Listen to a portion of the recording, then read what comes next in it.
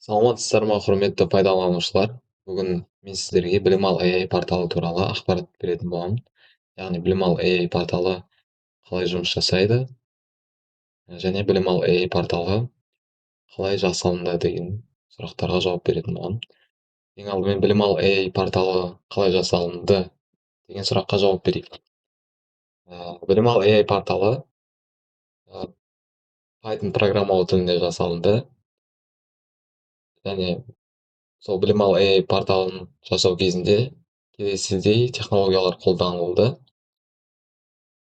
JavaScript, CSS, HTML және Google AI Studio платформасы пайдаланылған болатын білім ал AI порталын жасау кезінде.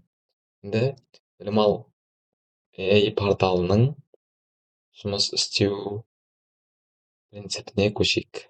Яғни білім ал AI порталымызға өтейік.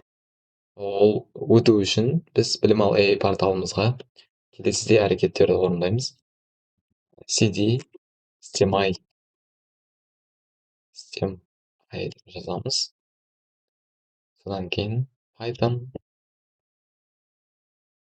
manage server деп жазамыз. Осы сөзді жазғаннан кейін автоматты түрде бізге сілтеме жібереді. Сол сілтеме арқылы білім ал AI порталымызға өтетін боламыз. Бұл жерде бізде білім ал AI порталының басты беті, бұл жерде екі батырма орналасқан. Бастау батырмасы бұл жерде чат бөліміне өтеді. Білім ал AI слайд генератор батырмасын басқан кезде слайд генерациясы бөліміне өтеді. Ал бұл жерде білім ал AI мүмкіндіктері жазылған: тақырыпты талдау, ақылды іздеу жүйесі, пәндер арасындағы байланысты анықтау деген сияқты мүмкіндіктерді жазғанбыз. Бұл жерде білім ал AI порталының мәліметтері орналасқан, яғни әлеуметтік желілер қалай байланысады автормен, біздің университетіміз туралы, содан кейін компания, яғни бұл жерде біз компания деп жазып қойғанбыз. Марапаттар, зерттеулер, яғни осы білім ал AI порталын жасау кезіндегі алған марапаттарымыз туралы.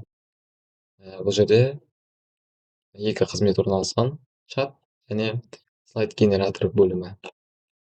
Енді негізгі екі батырманы басайық. Бірінші чат бөліміне басайық. Бұл жерде біз мына жерде негізгі бөлім мына жер. Бұл жерде біз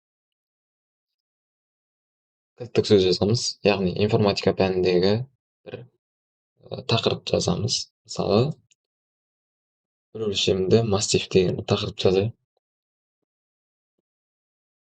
Күте тұрайық.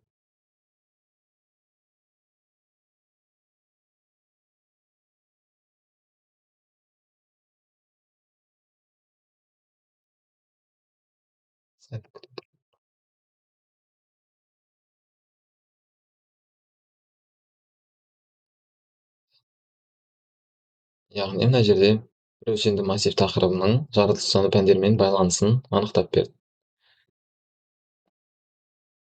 Бір өлшемді массив тақырыбы физика пәнімен, география пәндерімен байланысады екен. Негізі көп пәнмен байланысады. Бірақ енді бұл жасанды интеллект болғандықтан кейбір ақаулықтар болуы мүмкін. Мына жерде жаратылыстану пәнінің аты, содан кейін 10-шы сынып, сыныбы туралы ақпарат, содан кейін авторы, баспасы туралы, содан кейін тақырыбы, беті туралы, қай бетте орналасқан сол тақырып, содан кейін байланысы туралы ақпарат беріледі. Бұл бөлімнің қызметі осындай. Мына жерге кілттік сөз енгіз бөліміне белгілі бір информатикадағы тақырыпты жазу арқылы біз осындай ақпараттар ала алады екенбіз. Енді Мына жердегі бөлім жаратылыстану бағытындағы кітаптар. Бұл батырмаларды басу арқылы жаратылыстану пәндеріндегі, яғни мына жердегі информатика пәнін ашып көрейік бірінші. Кітапты ашу деген батырманы басқан кезде информатика пәнінің 5-ші сыныптан 11-ші сыныпқа дейінгі кітаптарын шығарып береді. Жалпы мына жерде барлық жаратылыстану пәніндегі кітаптарды шығарып береді. Химия бұл мұғалімдердің жұмысын одан әрі өнімді ету үшін жасалынған зат. Енді біз пайдаланушы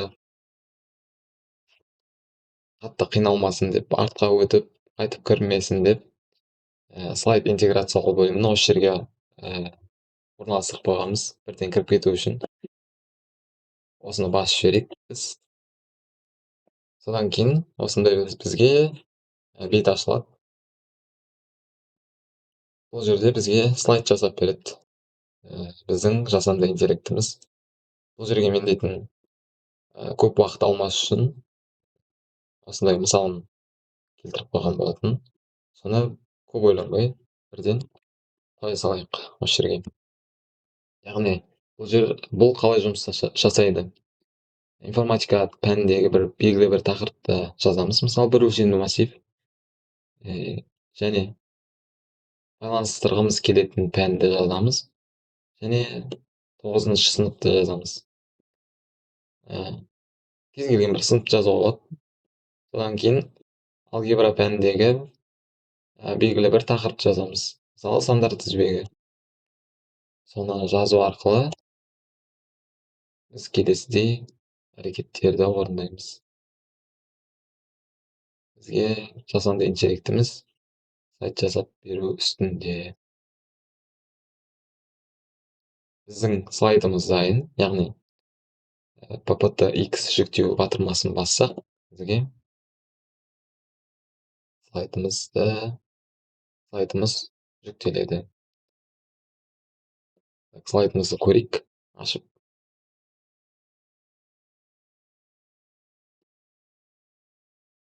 Яғни манағы біздің жазған тақырыбымыз.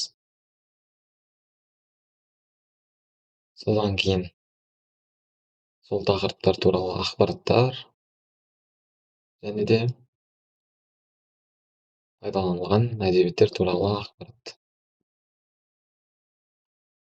Жалпы осы. Білім ал AI порталымызға өтейік.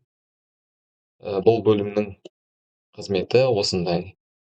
Бұл бөлім түсінікті деп ойлаймын. Жалпы екі бөлім де түсінікті деп ойлаймын. Жалпы осы білім ал AI порталының негізгі екі қызметі туралы ақпараттар берілді. Сіздерге рахмет. Соңына дейін тыңдағандарыңыз үшін назарларыңызға рахмет.